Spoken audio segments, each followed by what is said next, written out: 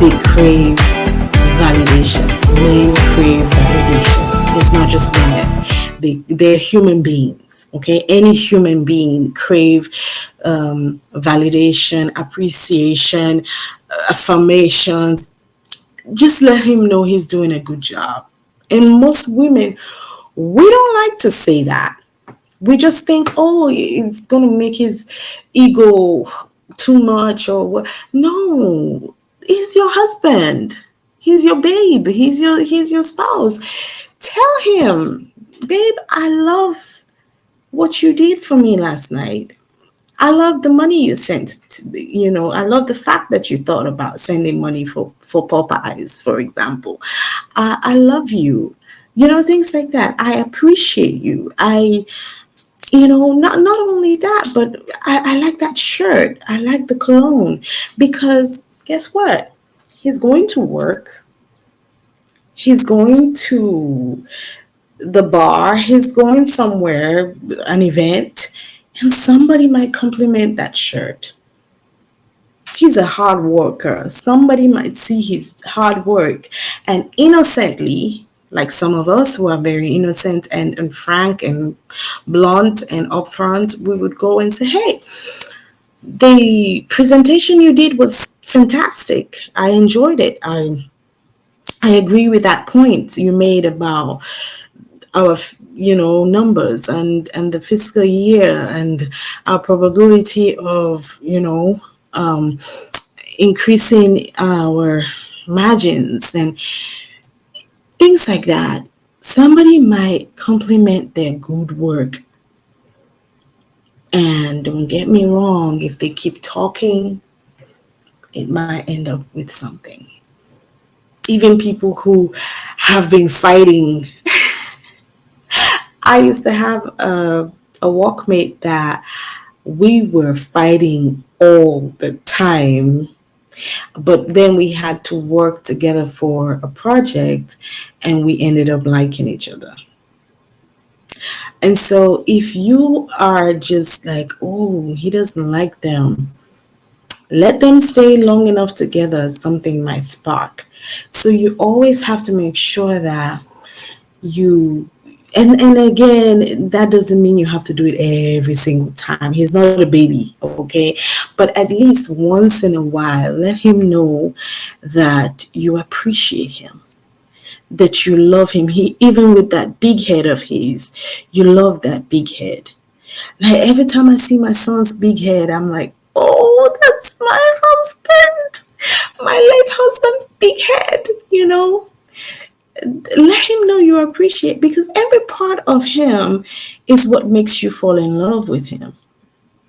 And don't get it wrong for any second that the person he cheated with, he's in love with that person.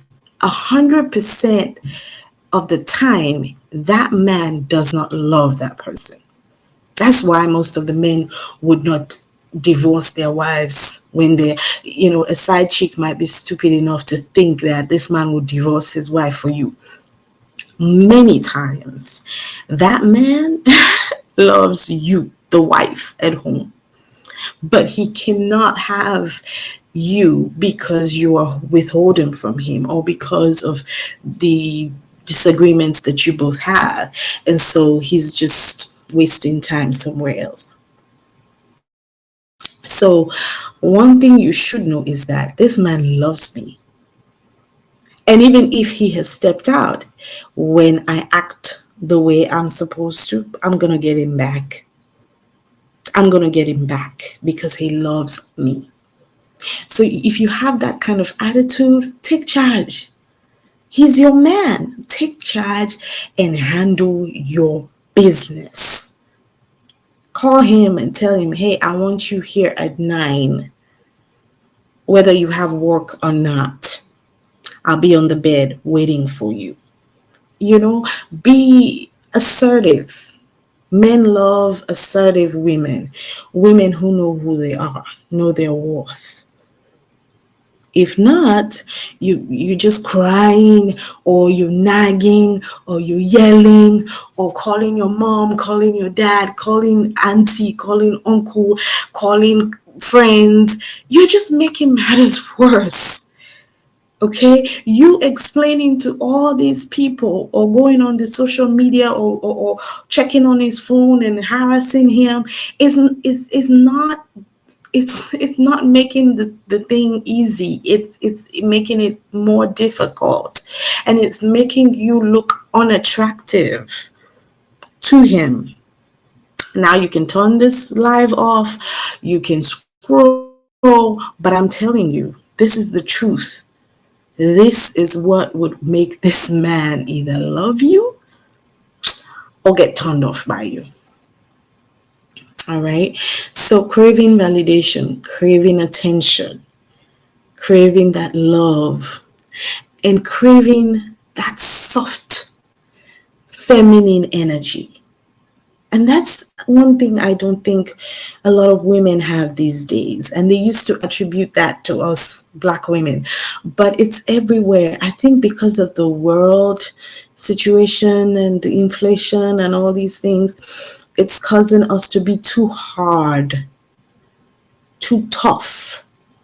Now, you can be hard and tough to all the guys out there. But in your home with your husband, you have to show him that feminine energy that only a woman knows what it is. That gentleness, a gentle spirit and a pure heart. That's a virtuous woman. That's our virtue as women. A man would not be happy in a home where the woman nags every single time. I'll put up the verse for that as well. It's in the Bible. I told you that everything is in the Bible. A man is not going to be happy about that. So be very careful, because you're either putting a wedge on the marriage, and that's it if you want to fix it. Now, if you don't want to fix it, then that's fine. Nag every single day. Kick him out of the house. Withhold your sex every day, because you don't want to fix it. So do what needs not to be done. Okay, but if you want to fix it, this is how you do it. You forgive, you let it go, and then you fix the issue. What was the original issue? It wasn't the cheating. The original issue was something else. It was either an emotional disconnect, or either you putting him down all the time. You not hailing him up. You're not calling the king in him. You're not seeing the potential in him. You're not seeing how hard he's trying. You always just nagging and seeing all the bad things that he's doing and the negative sides of him. Okay. It's a lot, but we will go through them. Another one would be the fear of rejection. Fear of rejection. A lot of men, contrary to what some of us think men do not feel insecure because they have this tough exterior and they always pretend as if they are in control, in charge, like nothing phases them. Men are the most insecure guys, human beings on the planet. Trust me, I've worked with them. I have studied with them. We used to study all night at the dorms because, for me, engineering is a man's world. Like, they know this stuff. So I'd rather study with men who I know will stay up all night than study with my fellow women who just sleep. And sometimes, as I told you before, I used to be either the only one or maybe two or three of us are the only women in the class. So I study with men. And sometimes after we've read for a few hours, we take a break and talk. And I overhear them. Sometimes they be like, oh, because they know I'm Christian. So they be like, don't say that in front of Joseph. Joseph is here. Sometimes they vent, and they be like,